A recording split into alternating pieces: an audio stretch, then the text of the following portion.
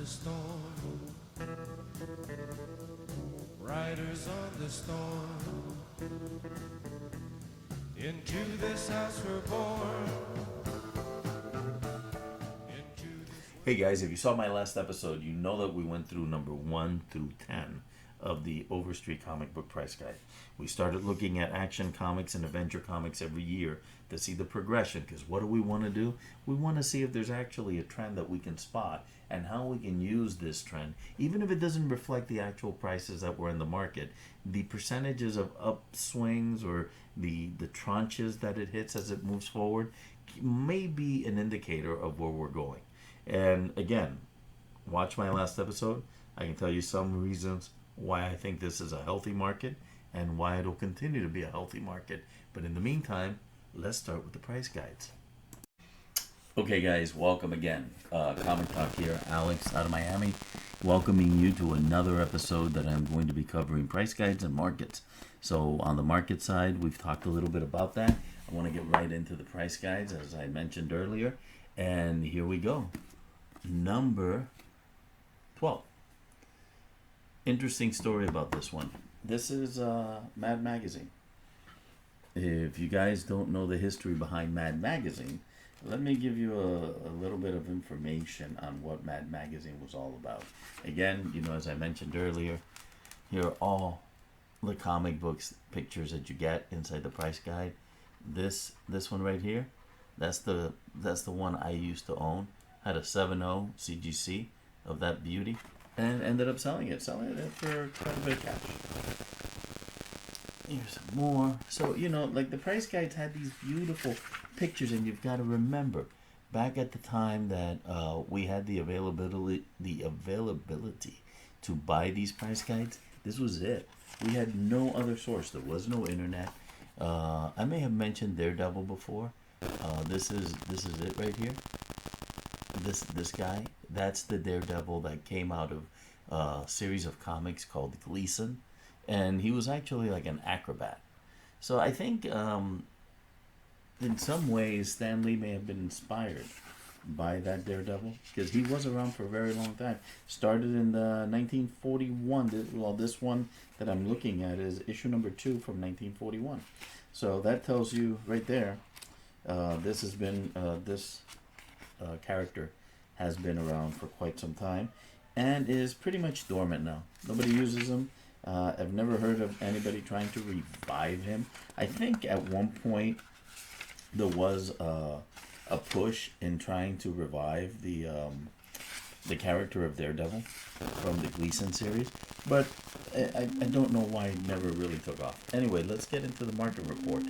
I'll go over it rather quickly.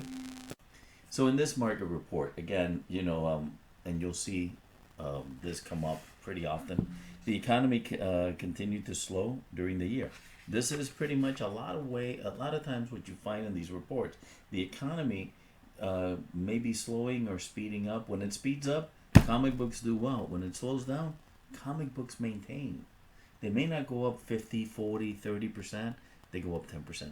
But you know what? They're moving up. That means that there's never a real decrease. Overall, some people get hurt. You pay $20,000. A book drops down to $15,000. It's going to be painful. But the majority of the people that we're talking about are not in that league. And if you haven't invested in the comic in the last 48 months normally, not even 24 months normally, you're pretty safe. The 24-month period is a pretty safe. If you're buying anything that's newer than 2 years, maybe 3 years, you're running a higher risk than if you're buying something that's a little older than that. Now here also it talks about like the Golden Age and how the Golden Age is beginning to really heat up, because at this point some comics from the Golden Age, and again this was let's see what year this is. This is 1983.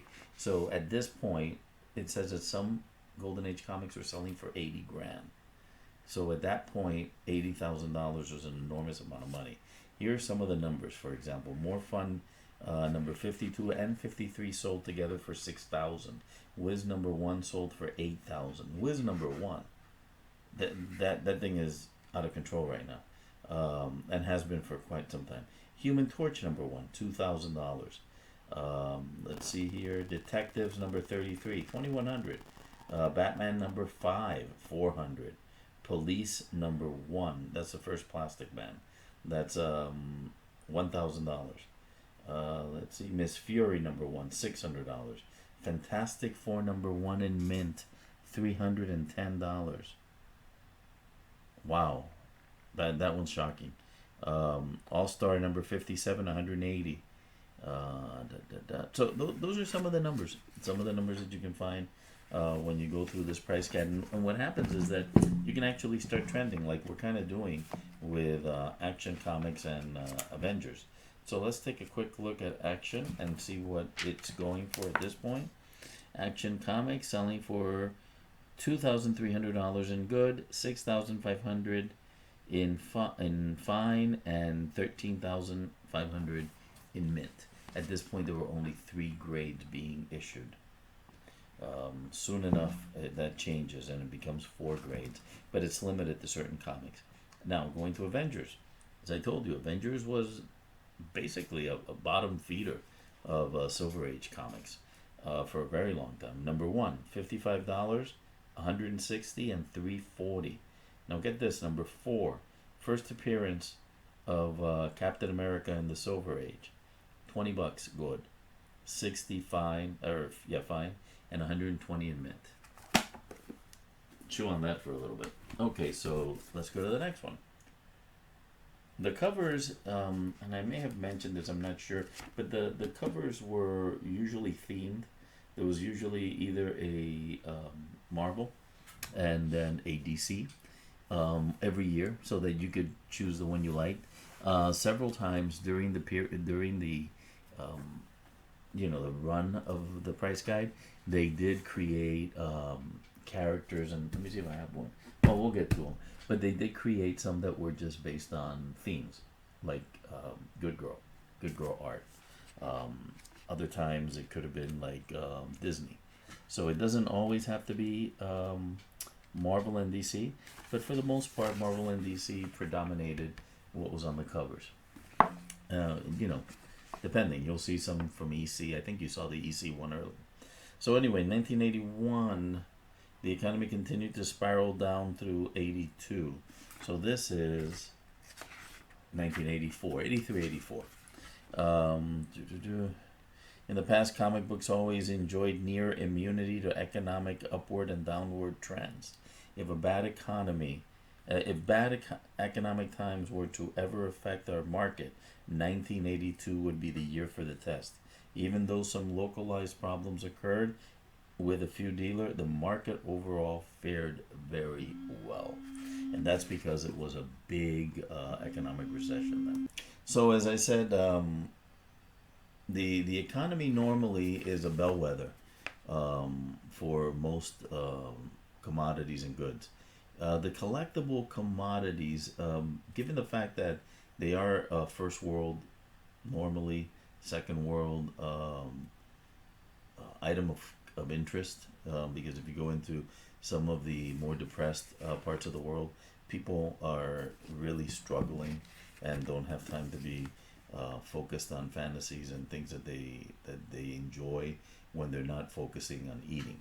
So things do get relative when you have a need such as food and shelter. Comic books are certainly not on the top of your interest, nor are you going to spend any money on it. But when you do, people spend a lot of money on it, and a lot of people like it, and that's one of the reasons why, even in a bad economy, they were able to get, like, let's see here, Incredible Hulk #1. Again, remember the year, $500 in near mint. Young Allies #1, $1,000. Let's see, Submariner #1, the Golden Age, $2,400. Avengers #4, $120, like we mentioned before. So some of these didn't really move, but if you notice, none of them go down, which is really where our interest lies, right? We don't want to lose money. We want to be able to enjoy our collection, but not feel like we're throwing the money in the trash, which is one of the reasons why price guides were invented. Because for a very long time, our hobby had I would say wasn't respected and was considered a kid's activity, a child's activity, and adults that really got involved in it were looked at as not being having Peter Pan syndrome. So, although yes, I have Peter Pan syndrome, and you look at my office and you can tell. The reality is that a lot of people collect because of the art. A lot of people have a lot of different reasons why they collect, and there's a ton of money invested in comics today that will maintain the value of comics into the future. The people who have put their money into it, the Beckett's, the CGCs, the Blackstones, all the companies that are out there, the CBCS, all of them have a vested interest in keeping this running. Overstreet has a vested interest in keeping this running, and that's what makes an economy. That's what makes a market. That you have both sides: the people that are trying to promote it, so that people are interested, and the people that are consuming it. So now, let's see here. 1980, the new issue market is booming. This market includes newly issued comics like Teen Titans, X-Men. Apparently, the appearance of direct sale only in comic books have revolutionized the comic book distribution. So direct sales were already going on, obviously. Very interesting. Marvel Fanfare, Camelot 3000, and Omega Man and Dreadstar were direct only books and not sold at newsstands. So if you're trying to find a newsstand for any of those guys, good luck with that. So there's a lot of information you can gather out of this. The other thing that started really getting some traction was original art. For example, Jungle Jim Sunday cartoon or script. They paid $2,300 for it. Let's see here. I mean, a lot of what they were selling at this time, from what I'm reading, were more of the Sunday newspaper strips. I don't see. Maybe okay. Here you go. The cover to Doctor Strange #5 by Bruner sold for $484, and they put it in here like it's a big deal. Okay. All right, guys. So let's jump over to Action Comics and let's see how Action Comics is doing. Okay. So Action Comics #1, 2,300. Fine, 6,800. Mint, 14,000. So 14,000. Okay, so now for Avengers Comics #1. Avengers Comics #1, 1983, $57 in good, $170 in fine, and $350 in mint. And you'll see, continuing through all the different price guides, you're going to find that Avengers was never really, it's hard to believe given that the movie was so explosive. But maybe this is something that a lot of you don't know. Do you know why Avengers was chosen to be the first Marvel movie? Do you know why Blade? Do you know why Guardians of the Galaxy was chosen? See, there was a problem when these movies were being made initially. Marvel didn't own the rights to a lot of its characters. So what Marvel did is it made sure that it had movies surrounding characters it owned 100%. All of the Avengers, I think there was Spider-Man, obviously, and there may have been one other conflict. I'm trying to think of who it was, but there were a couple of them. But because the Avengers are a fluid team, they were able to select. For example, go back to Avengers 1. Find me the Scarlet Witch. Black Widow. Not there. Find me Hawkeye. Not there. You know why? They came way after. So they could have easily picked any characters they wanted. And that's the reason why Marvel did that. When they chose Guardians was, in my opinion, one of the worst books ever made by Marvel Comics. I didn't enjoy it. I didn't collect it. I avoided it like the plague. I never thought it would be a good movie. When the movie came out, I was astounded at how great the movie was. It was so great, they went back and rewrote canon and fixed it so it looks more like the movie now than the original comic, because the movie was actually better than the comic. For those guys that say take the comics and make them just like the comics, they would have done that thing with Guardians. I would have never watched it. I don't know who would, but I'm sure some people did because they did publish it. Okay, so next one. Shazam, Fawcett, Marvel Family. That's what they were called. They were actually called Captain Marvel, Miss Marvel. Actually, it was Captain Marvel Jr., Captain Marvel, and Mary Marvel. Mary Marvel. It's funny because Mary Marvel, actually, I met the creator of all of these and spent some time with him at a convention once. Everyone ignored him. They didn't even know who these characters were. It was right around 1974, I think, 1975. And he was relegated as just some guy that had a bunch of medieval equipment that he was trying to sell. At the time, they were selling different things at the conventions, and this guy was selling battle axes and all these like elsewhere or elfware stuff that he was coming up with, and it was all about Lord of the Rings. So I talked to him, and I found out that he was actually the original artist for Fawcett and the creator of Captain Marvel, CC Back. So I met CC Back, and he was a very frustrated man because what DC did in taking over Fawcett's creator owned properties, because the Fawcett did treat the creators pretty well, was that they got totally disregarded. The name was even changed to Shazam. I don't think he had any rights to anything. So he was a little bit jilted. Anyway, market report, 1985. Let's get into it. Fueled by the national economic growth, here we go, and stability of the past year, the comic book market responded with large gains in most areas. There's an example. Soon as the economy flips back up, what happens? Everything gets better, especially comics, especially discretionary funds, because that's where comic book buying comes from, discretionary funds. So, for example, here we go. Batman #1 sold for $25,000. That was a record at the time. Marvel Comics #1 sold for $35,000. Wonder Woman #1 these are in mint, guys, sold for $1,200. Let's see here. More Fun 101. Not sure what that price was, because it just says it was 150% of the guide price. For some reason, they didn't list it. So anyway, it looked like everything started to really, really bubble up again after we had that recession in the early 80s. So what happened? Comic books went up before that. During the recession, they continued and even get a little increase.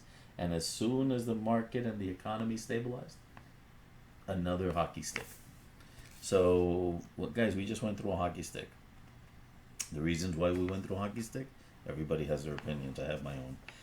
Now we're not in a hockey stick. The reason we're not in a hockey stick, everybody's got their opinions.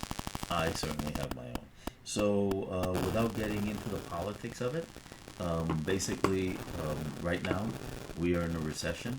So, what does that mean? That means that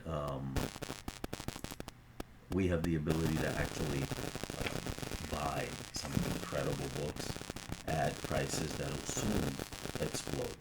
Now, if you sold during the last hockey stick, you probably get the same after the next hockey stick takes off, because that was a pretty wild one. We had some serious increases. So anyway, here we go. Earlier this year reported a sluggish modern market. So again, the moderns are the first ones that normally get hit, because the money normally goes into the more prestigious and older books. So apparently something was happening. The Adventure Comics, notably number 247, sold for well over many times the guide. So let's see here. 247 sold for $1,650. That's the first appearance of the Legion of Superheroes, and actually a grail of mine. Now get this one. Daredevil #1, $200. Fine. Spider-Man #1, mint, $750. These were sales, recorded sales that occurred. So it says here, several of the Carl Barks drawings were selling for about $30,000. On this is original art. Frazetta's Squeeze Play was sold for $15,000. Fieldstein's cover to Weird Fantasy 15 sold for $2,700. And By George, another cover by Williamson, sold for 7,300. So that's interesting. Very, very interesting that the market of original art has always been a bit of a difficult market to really gauge, not like comics. See, the difference is that in original art, when you sell a page, it's sold once. You don't have a series of sales like you would have with like a Nova 1 or even a Captain America #1. There you can track how many people sold it and what the fluctuations were. When you sell your page, you sold it, and until somebody comes back and buys it from that guy, there's not another sale. So there's no trend. Sometimes you can't even find the prices, many times. Anyway, action #1. Again, we are now at 2,500. The last time it was 2,300. 1,800. Oh, no, wait, sorry. 7,500. The last time the fine number was 6,800. And the mint, 17,000. The last time we looked at it, it was 14,000. So this is an average of well above 20%. Let's take a look at the event. Okay, so Avengers 1. In good, 60. Went up $3. I told you, Avengers was a dog for the longest time. I had it several times. I never really cared. It was kind of like the cheap #1 that I could get. Avengers in fine #1, 180. Last price was 170. And the mint price 380. Last price was 350. So 5% increase, 3% increase. Yeah, I don't think it's much more than that. Okay, next we've got Marvel, focusing quite a little bit on Fantastic Four, and it's an anniversary issue. So this must be, I would assume 91. It's issue number 15. But I mean, if they were, if the anniversary issue, 1987. Interesting. I'm not sure where the anniversary is on Marvel Comics, because 1967 was not an anniversary. 1957, maybe the beginning of this overage. Maybe that's what it is. Okay, market report. Slow but consistent growth of the national economy during the past year contributed to further increases in the comic book marketplace. Although increases are not dramatic overall, the year had robust growth. So here we go, another year of growth. Guys, the reason I'm going through this is to kind of squash some of these fears that we need to run out of comics for some reason. During the time that this was published, the comic book collector market, I think, was a tenth of what it is today. So you got, let's see here, some of the sales that occurred. Doc Savage #1, Golden Age, $700. Four Color #4, $280. Joker #1, that's the Joker, $640. Let's see, Plastic Man #1, $990. That Joker's got to be a different Joker, because I think at the time that this came out, the DC Joker issue #1 was not a pricey book at all. So that might be a different Joker. Young Allies #2, 6,000. Let's see what else they've got here. Any Submariner #3 in fine, 400. Weird Fantasy 13, 190. So the prices are, I mean, look at this. Wiz #1, fine, $5,500. WoW #4, $500. The prices were absolutely incredible, what you could get at the time. But that's always been the case. And but if you notice, it's not because of inflation. I mean, this is way beyond inflation. The increases have been very, very big. A near mint copy of Action #1 sold for $21,000, while at the year end, 2 high copies sold for $8,000 and $14,000. So these weren't mint; these were very fine. So again, Fawcett, early issues of Wiz and Captain Marvel sold slowly, showing price resistance at certain levels. It's so interesting, and it's largely because Fawcett was overprinted. Not overprinted. They were the most popular comic line of their time, therefore they're the most available. But there's a lot of them in really bad condition. So high grade faucets are a good catch. Here it talks about the Barks original art going for $25,000 to $50,000. So again, original art continued to go up. Okay, so action number one, $2,500 in good, $8,000 in fine, $18,500 in mint. Continued to go up. I mean, look at the numbers. It was 17,000 before. Now it's 18,500 in mint. The numbers for action number one, I mean, in good, it stayed the same, $2,500, and in fine, it went up $500. So, like today, the mint one is the one that increases the most. This one, again, the mint during this time was increasing the most. Okay, so now let's jump over to Avengers. Avengers number one, $50. Whoa, wait a minute. Avengers went down. Avengers actually went down. Avengers number one in fine, 175, where it was 180. And mint stayed at 380. Shocking. I'm telling you, Avengers, for whatever reason, for decades, was a dog as a valued, price value collector. Okay, so now, remember I told you some of these were Disney themed and other types of theme? 1988. Market reports. Stable national economic growth and lower interest rates provided the necessary atmosphere for another year of expansion in the comic book market.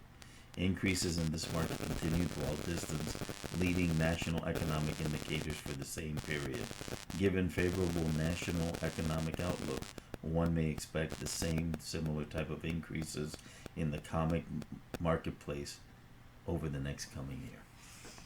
So good news for the comic market. Action number one. If one knew a mint copy of action number one ever sold, it would probably fetch a record $60,000 to $80,000 according to this, because a fine version sold for $30,000. I think according to what they're writing here. Let's see here. Any other major? See if I can find any. Karl Barks' artwork is now up to $70,000. So Karl Barks was very, very popular during the 80s, and then just fell off a cliff. I mean, you can get his stuff now. Some of it is still expensive if you go into the late 40s and 50s, but you can get some stuff that's not very expensive at all. So, okay. That's it. The market report that year was just a very positive one. Here's some more pictures included inside the price guide. I mean, there were hundreds of them published. I'm just showing a few. That's a Karl Barks right there. This one. This is a Karl Barks.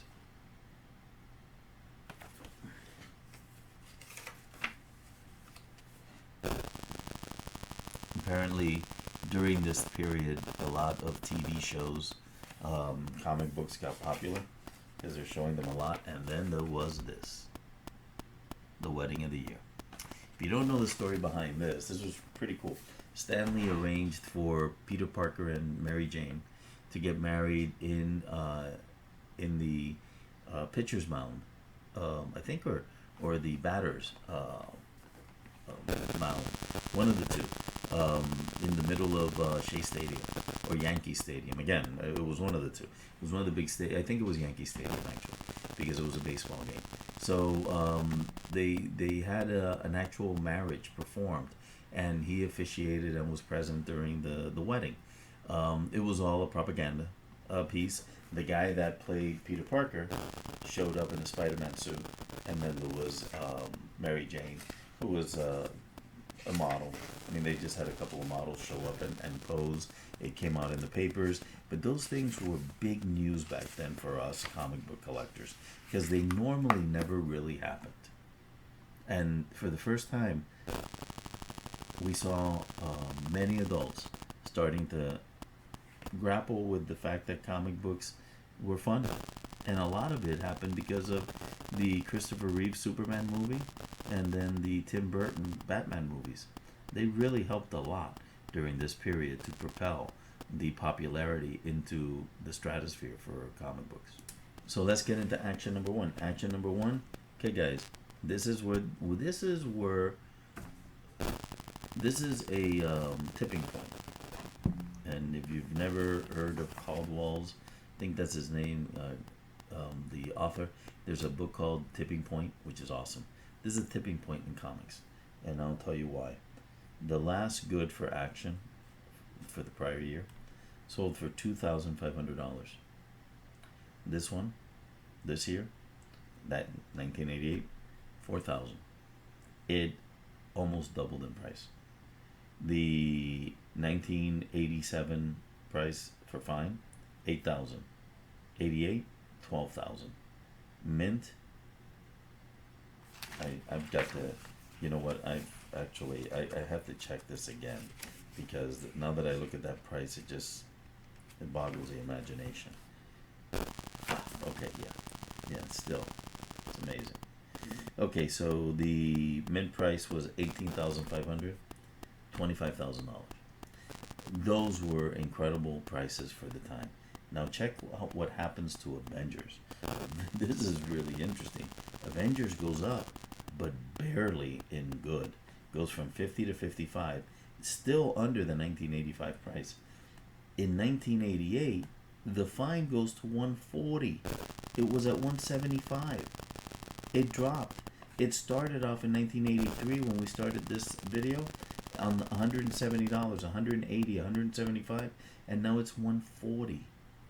Because the way these prices were calculated, they would actually get on the phone and call comic book stores and call the distributors and ask them what prices they were seeing. And these people would report the prices through the years, and that's what the first Overstreet advisors were. They contributed to the market, and they still do, contribute to the market report, and then contribute to the prices that are in the books. So these prices come off the street. This isn't reported by one system. This is reported by the, what you would call the family of systems in the market. So, Avengers in mint did go up. 380 prior year, 440. So it was a pretty big jump because it's the highest it's been since 83. It started at 350, went to 380, stayed at 380, and then jumped to 440. So things were beginning to look up a little bit for the Avengers, but considering the book had been out for almost 30 years, and there wasn't that much before. So it's not like today when you look at a book that's 40 years old, there's a ton of books that are 40 years old. Back during Avengers, when you would get a hold of one, it was rare. So it wasn't like they were really common either. They were just commonly in bad shape, and they were commonly cheap, but they weren't everywhere. Okay, so now DC gets in the picture with Superman's anniversary edition. This is 1989. And by the way, the guides, the way they do it, they show a range, right? I'm picking the top year as the year of the guide. The reason I do that is because the guide is actually written in 88, but is sold in 89. So you are a year behind, but I'm just letting you know how I'm pacing what we're putting on here. Okay, straight from the 1980, says here 87. I mean, you just saw, now it says 1987 market report. Overstreet, their timing was always like they would create one thing and then another. Anyway, this will classify this as 1989. Prices in the economic marketplace continued to post strong gains throughout the past year. Economic stability in the first 3 quarters of 1987 provided the necessary background for further price increases during the summer months. Turbulence in the financial markets last fall had cast a cloud of uncertainty over many's minds, but prices remained stable in the fourth quarter. So look, what I want to address one thing. The reason we're going through this is not to pinpoint what the prices were at certain years, even though, as you can see, there's some mislabeling and confusion on the way Overstreet carries these. It's really more about showing the progression of the market and how the market reacts to an economy. And right now, we're all concerned with this recession, which I'm telling you, you should not be concerned with. Anything can happen, guys. An asteroid can hit us in a day, and we don't know about it today. So I'm not saying it's impossible for you to lose more money if you got into this for money, but that's the same in anything. If you got into Bitcoin, you lost a shitload of money. So comic books ain't that bad when you look at what happened to Bitcoin. So now again, it looked like things were going well. Let's take a look at what it says here. Marvel number one, $82,000. Not a bad price, Marvel number one. Let's see here. Captain America number one sold for $14,500. All Winners number one sold for $1,450. Boy, would I like to get my hands on that. Submariner 32. It must be a key issue. Sold for $400. Wonder Woman number one. No, that was not. That was Wonder Comics number one. Sold for $2,000. And let's see, Captain Marvel. Oh, look at this. These were in the highest demands this year. Most titles of the company again enjoyed moderate growth. So it looked like Captain Marvel was beginning to turn a corner there. Let's see here. EC titles were a little stronger than most years, especially for Mad, Frontline, Combat, and other horror titles. And by the way, when we started, you saw that Mad magazine cover for the price guide. That was William Gaines, and what William Gaines decided was when Seduction of the Innocent, which was presented to Congress, and there was a whole big thing going on in America over comic books, and it's kind of spread to some parts of the world. A comics book code was created, and the comics book code was a self-governing body that was made up of the different comic book companies. They all contributed to creating this. It's kind of like what they do for movies, for the ratings in the movies. It's the same thing. It was done for comics, and it supported what the Seduction of the Innocent targeted. In other words, it supported the Seduction of the Innocent's targeting of certain subjects and eliminating them from comics.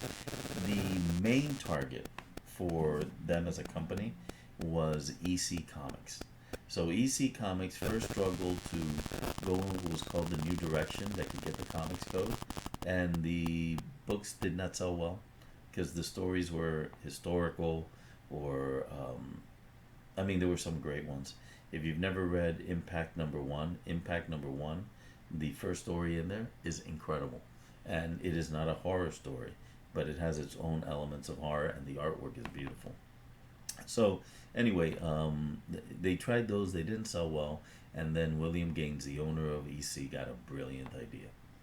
Let's do a magazine and do away with all this shit. And he said, and let's do one that's absolutely crazy. Born is Mad. And the reason is he wanted to be able to do whatever he wanted without having to answer to this new comic code, and be able to really give them the bird and tell them he was going to do whatever he wanted to do. So 1987, again, another good year. You heard some of the numbers. Let's take a look at what the pricing shows for Action. Okay, so let's jump to Action. $4,400 for a comic book in good condition for Action. By the way, this is the inside the price guide, and it was celebrating Superman's 50th anniversary. So, as you can see, you got a lot of information at a time when information was really scarce. So anyway, $4,400 from $4,000, not bad for a year. $13,200 from $12,000, and then in Mint from $25,000 it went to $28,650. Well, that's more than 10%. It's maybe 15%. maybe I don't know, something above 10. So then Avengers, good went up, highest it's ever been, $74. Was at 55. That's a pretty big jump.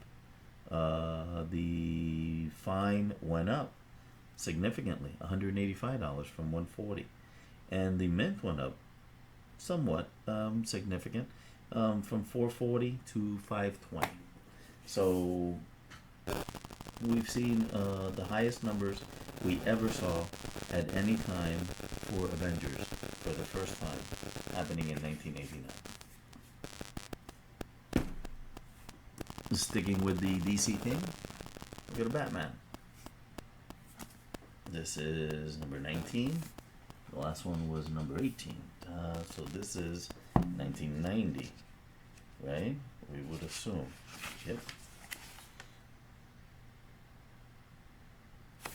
1990. So let's take a look at the market report. Propelled by continuing economic stability, the marketplace posted further gains during the past year. Another up year. So we're not going to go through that. Obviously, things were going well. Detective 27 sold for $35,000, and a Captain America #1 sold for $22,000.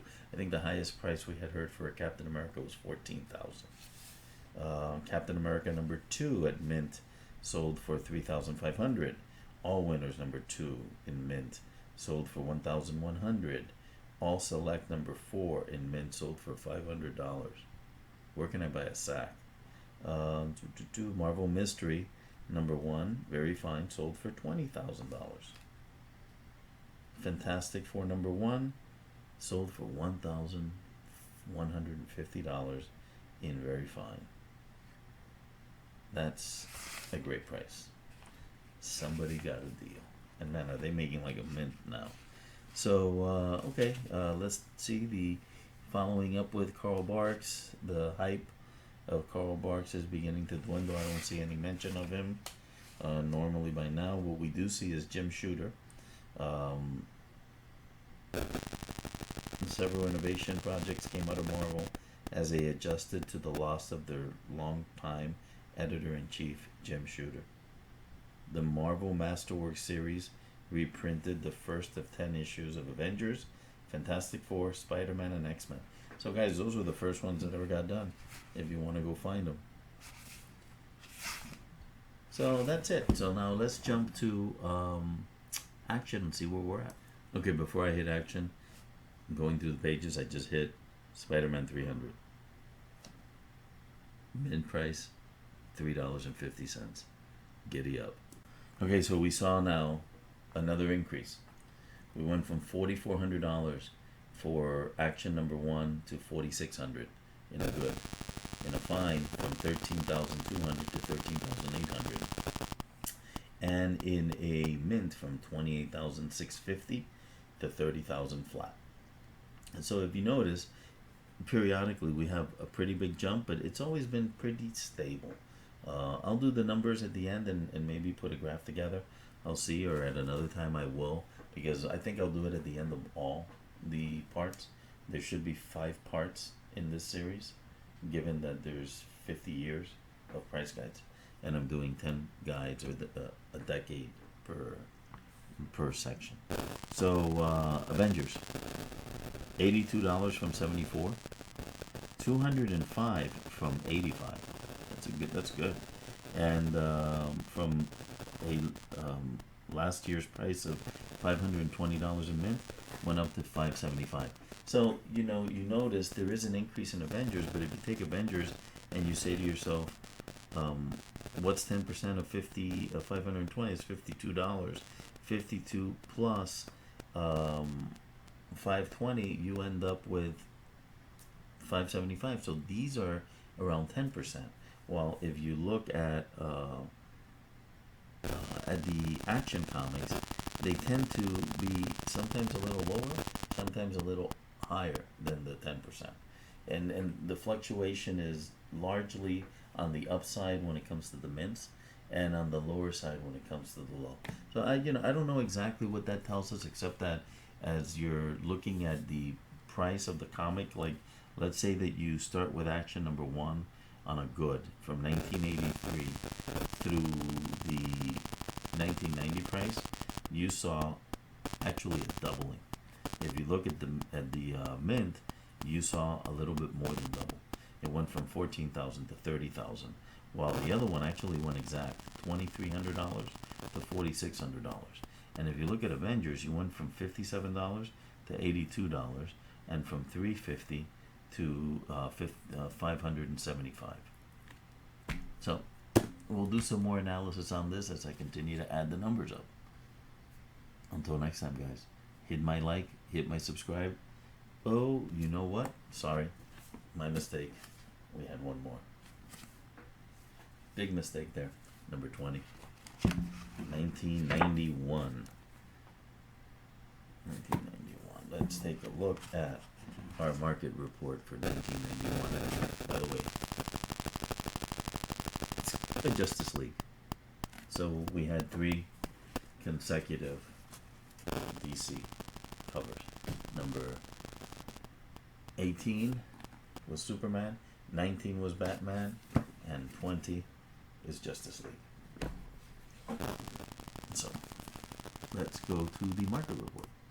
Okay, dramatic increases far beyond the expectations were recorded in the comic book market. Remember, this is the tipping point.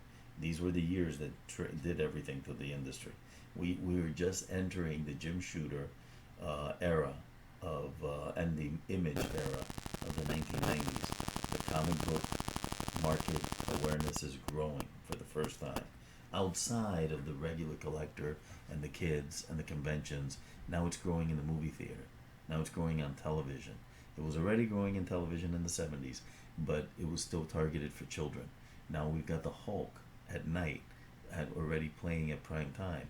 We've had several different series. We've had Superman. We've had Batman movies. So things are changing.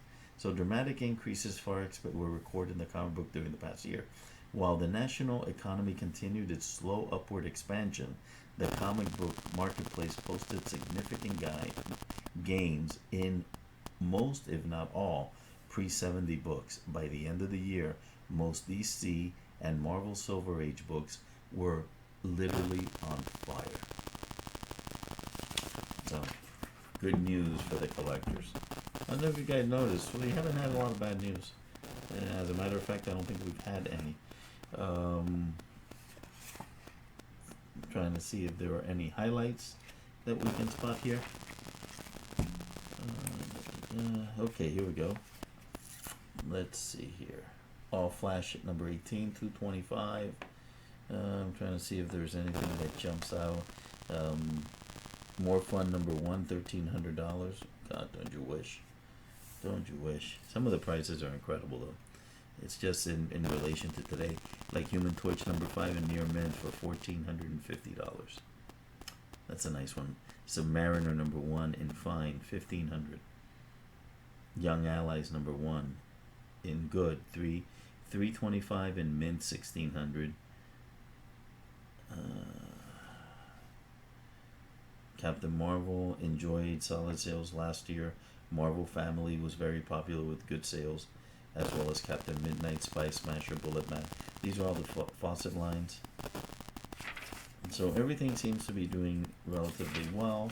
And the way the guide structures itself, it goes through the different eras and talks about each one. Let's see what it says about EC. All Atlas, Harvey are selling very well. EC Horror is up, especially Tales from the Crypt and Vault of Horror. Again, television. The HBO shows started around this time. Here's some of the pictures in this one.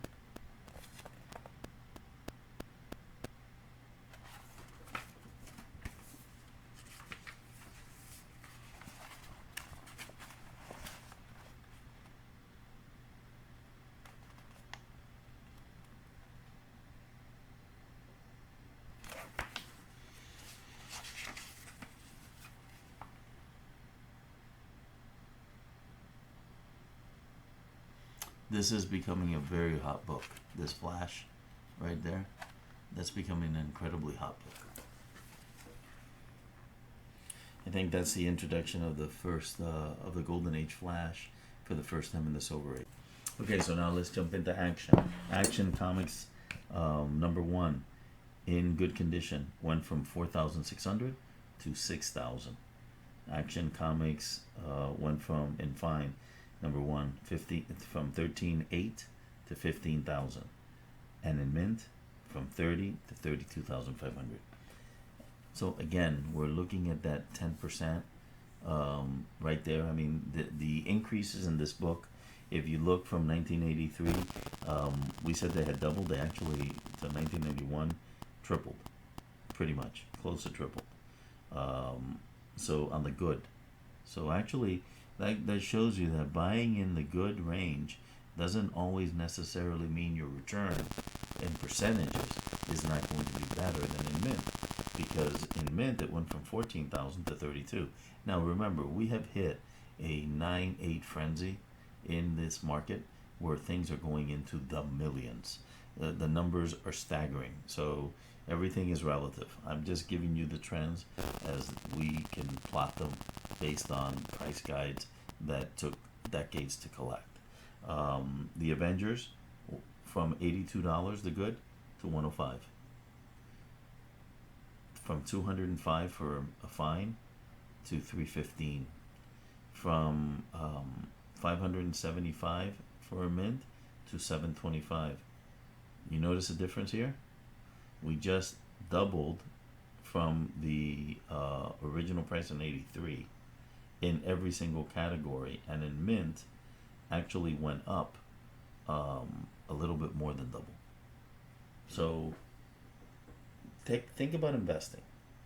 If you invested a lot of money into action number one, you got a percentage of that money back regardless. So the actual, if you would have invested the same amount of money in Avengers number one that you invested in action one, the same amount of money, you may have had many more Avengers number one, but if you invested the same amount of money, guess what? You would make more money with Avengers number one than you would with an action number one. But again, I mean, it's relative, and these things are fluctuations. And again, I'm just a guy on the internet. I'm not a finance guy. I'm actually a software guy. So if you have any questions about this, please reach out to me. This time we're really done. Really appreciate you guys joining. And like I said, we're going to be doing this for each one of the 10 number of price guides up until 50. And then we're going to end it at 50, and we'll come back and do some analysis over the numbers.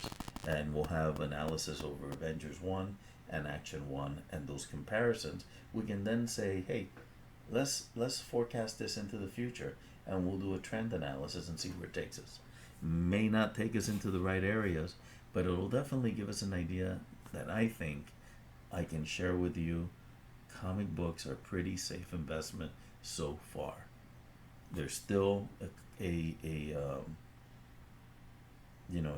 hobby.